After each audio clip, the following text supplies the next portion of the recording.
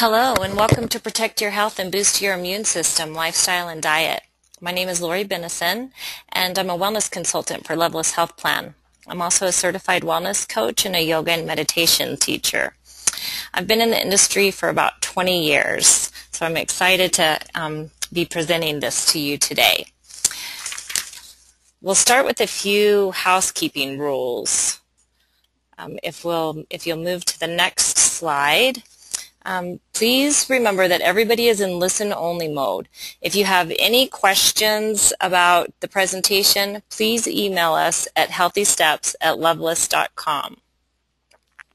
Some of you may notice a delay in the slides or scratchiness or static on the line. This is usually due to weather patterns and typically resolves itself quickly. If you do happen to get disconnected, though, just simply call back in. This presentation will last about 20 or 30 minutes. Your feedback is important to us, so shortly after the presentation ends, you'll receive an evaluation in your email box. Please take time to complete it. We like to measure what we do to see if it's effective, and we use our feedback that we get to make improvements to our program. So what we'll learn. Today we're going to talk briefly about the components of the immune system, what happens to immunity as we age, and how to enhance a strong immune system, including specific things that you can do every day to support your body and improve your health. We'll start with the definition of the immune system. The immune system is a system of biological structures and processes within an organism that protects against disease by identifying and killing pathogens and tumor cells. The most basic job of the immune system is to differentiate between self and non-self. It detects a wide variety of agents from viruses to parasitic worms and needs to distinguish them from the organism's own healthy cells and tissues in order to function properly. Detection is complicated because pathogens can evolve rapidly and adapt to avoid the immune system and allow the pathogens to successfully infect their host. Among the primary components of the immune system are a variety of white blood cells. These constitute a communications network that helps organize the immune response. Most people are surprised to learn that the skin, including the mucous membranes, is among the most vital components of immunity. The skin not only forms a wall against intruders, but actually alerts the white blood cells if the wall is breached by invading organisms through a wound, for instance. Most infectious agents get inside the body when we inhale them or swallow them, and a few can enter through the genitals. They make their way into the blood and move rapidly through the body. The immune system has its own circulatory system called lymphatic vessels, which allow white blood cells to catch intruders. Other important parts of the immune system include the tonsils and adenoids, the thymus, the spleen, lymph nodes, appendix, certain areas of the small intestine, and bone marrow. Innate immune system defenses are nonspecific, meaning these systems respond to pathogens in a generic way. This system does not confer long-lasting immunity against a pathogen. The innate immune system is the dominant system of host defense in most organisms.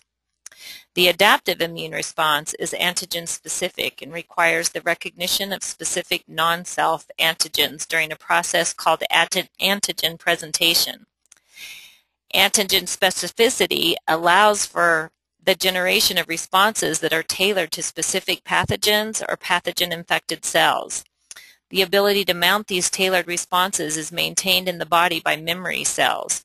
Should a pathogen infect the body more than once, these specific memory cells are used to quickly eliminate it, which is, the idea behind vaccines.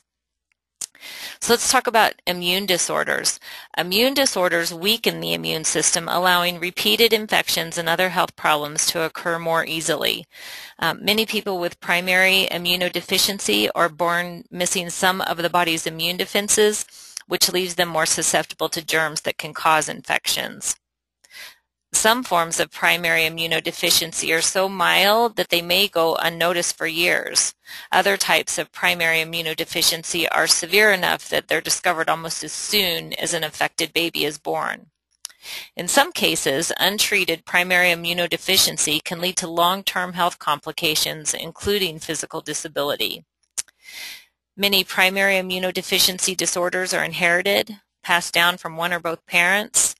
Faulty DNA causes many of the immune system defects in primary immunodeficiency. The faulty genes cause the immune system to develop problems.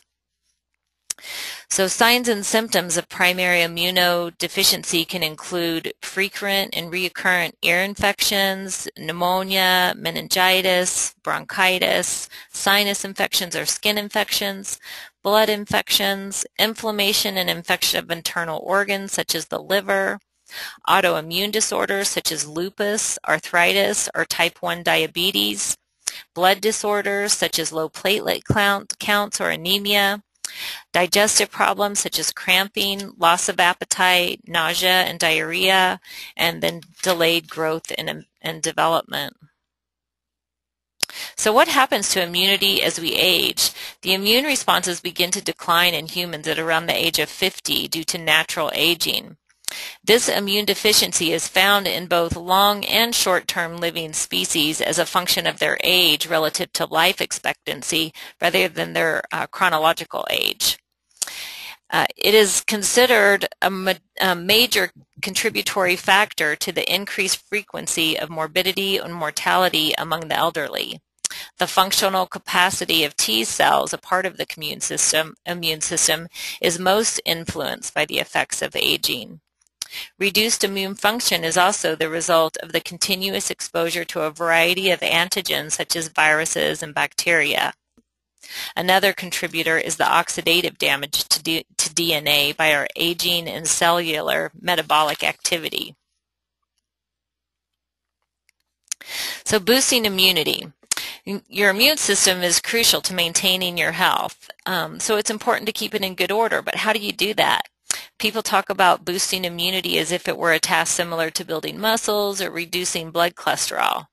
Hundreds of ads for supplements and other products promise to boost immunity, but keeping your immune system in good shape is a complicated task. How do I boost immunity is really the same question as what can I do to stay well? Here are some practical and clinically sound recommendations. Vaccinations for starters.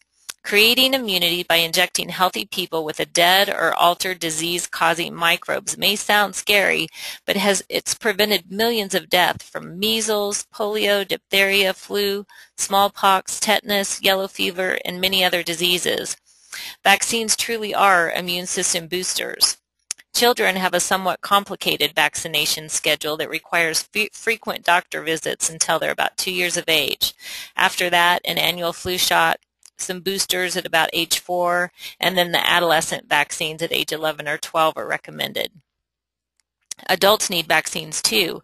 We need an annual flu shot, a booster for tetanus, diphtheria, and pertussis every 10 years, and then pneumonia and the shingles vaccine as we get older. So let's talk about adequate sleep. Losing sleep a few nights won't necessarily make you sick. However, long-term inadequate sleep can cause health problems. This can depress immunity temporarily, but the number of immune cells rises and falls naturally in healthy people. So adequate sleep is, on average of about 8 hours a night is recommended. So foods, an adequate diet can help maintain immunity and keep you healthy. The immune system needs such nutrients as protein, fatty acids, vitamins, and minerals.